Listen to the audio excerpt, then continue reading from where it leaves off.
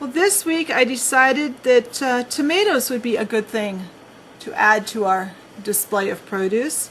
So join me and see how we can turn just some simple Fimo into these really cute little tomatoes that you can use in any kind of food display. So stay tuned and see how easy they are.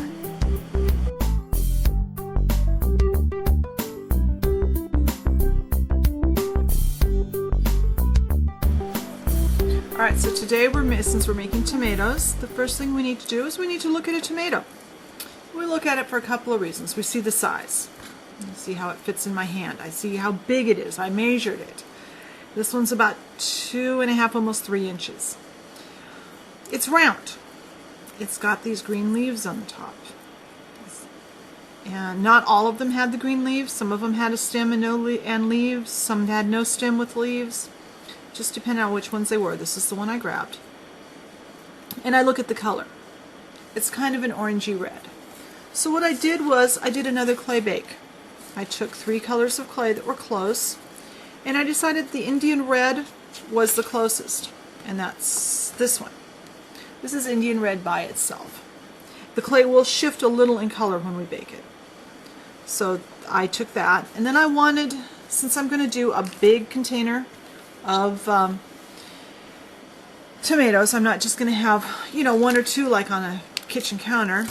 I took some of the Indian red and I mixed some sunflower yellow into it.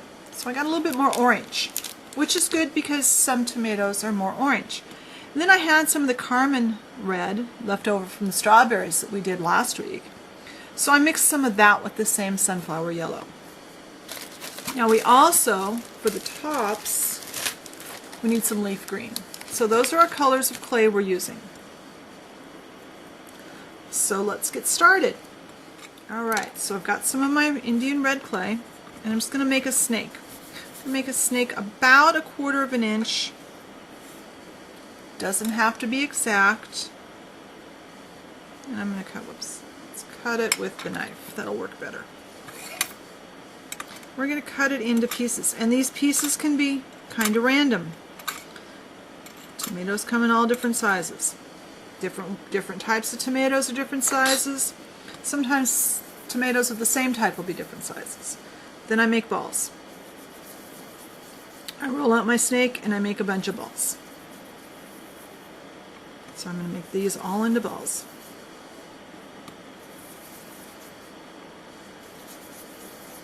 And these are just rough balls because I'm going to define the shape on the next step. And that one has green on it. That's okay. We'll put that off to the side. Alright, so now I have some balls that are kind of roughly round. They don't have to be perfectly round because we're going to work on them some more. Now my pointy tool has this like brokenish off piece of an end. I'm going to use that to make kind of a little bit of a divot in the top of each of these little round balls. And don't worry that you're flattening them out, because we'll fix that here in a minute. So now, whoops, just a second. Now they all have a little divot in the top. Now I take some leaf green. It's just a little tiny snake of leaf green. Well, just a little snake. Now I'm going to break off just a little bit. And this is where I'm at a disadvantage today, because I'm short a finger. But I'm making do. So roll it out and take your pointy tool and just break it into 3 pieces.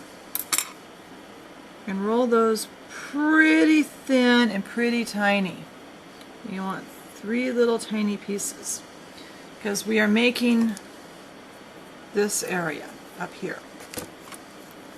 Take your pointy tool and kind of use the pointy tool to pick it up. Try not to break it. You're going to stack all of those. Now you can take your tomato, kind of roll it around in your fingers to get it more round. And you're going to take this and put it right in that little dimple you made. Now you can bend one up if you want it to be a stem. You can bend some down so they touch more. And there's your tomato. So let's see if I can get closer Whoops, I always go the wrong direction before I go closer. Can we go that close? There we go. All right, so let's get this right in the camera view. Little tiny piece of clay. Roll it out.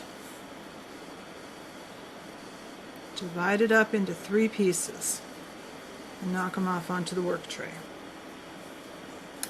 Now,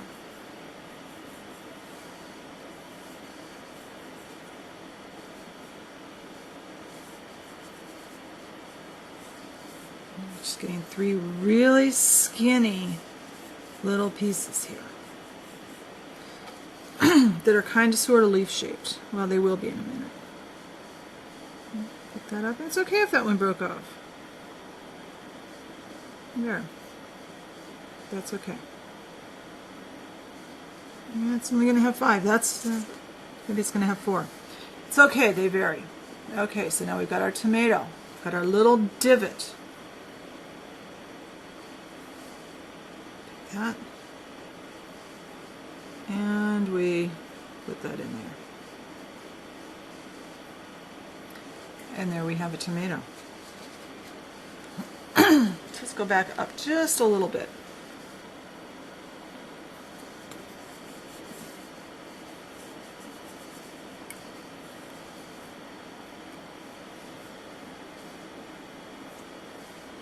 There it is. It's still stuck to my pointy tool.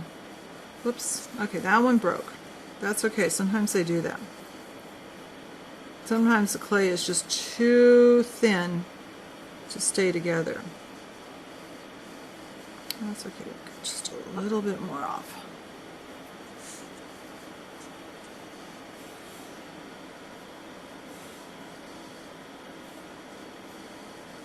That's exactly what I want to have happen. That one worked perfectly. Put it on the top of the tomato. And let's bend that one down. I like that one down. There. Oops. And I had it right off camera. Let's see if I can do that again and have it actually the whole thing in the camera.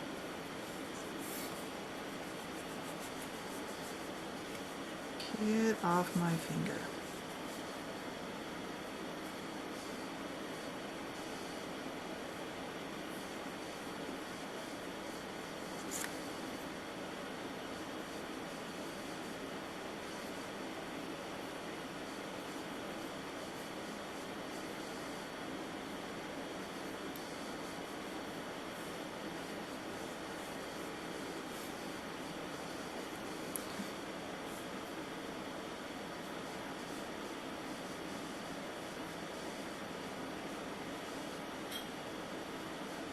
There.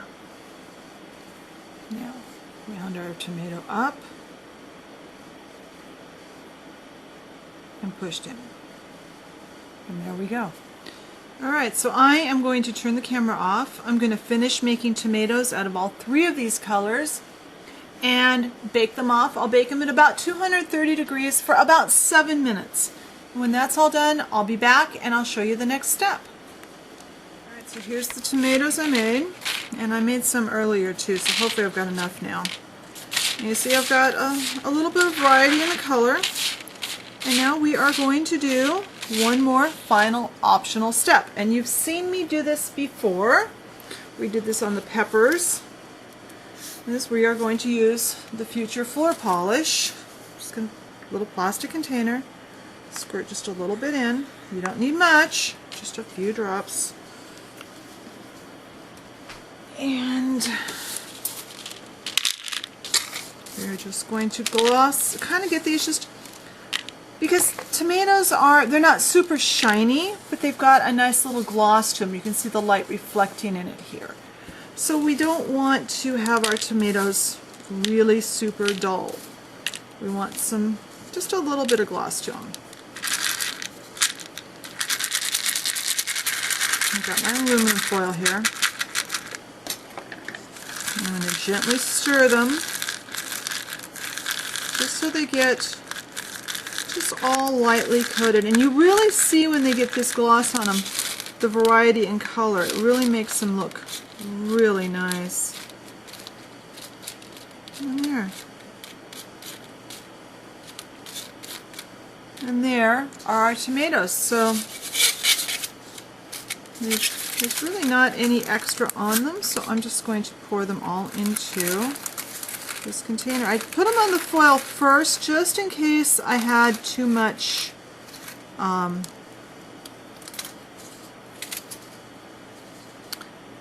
floor polish there for them, but there we go. And when they get dry, I will take some photos and show you so you can see how they look dry. But the floor polish should be just enough to stick them together. Let's see if I can get closer. Whoops, I always go the wrong way. You can see there's just a little bit of variety in color, just enough to make them look more real. I'll kind of pivot them around here. The floor polish should be just enough to make them stick together. It's one of the reasons I really like it. And by having them all the way at the bottom, you can even see, oops, where's my camera? You can even see some tops down here. It doesn't really show up on camera very much, but they are there. Alright, so I'm going to let these dry and then I'll take some photos. I hope you enjoyed this project. It was a lot of fun to do. These are really simple, but really effective in your miniature display. If you've got a project you want to see, especially a fruit or vegetable that I can put in the produce stand, be sure and let me know. I've got a list, but I'd love to add to it. Just have fun with your minis, and I'll talk to you later. Bye.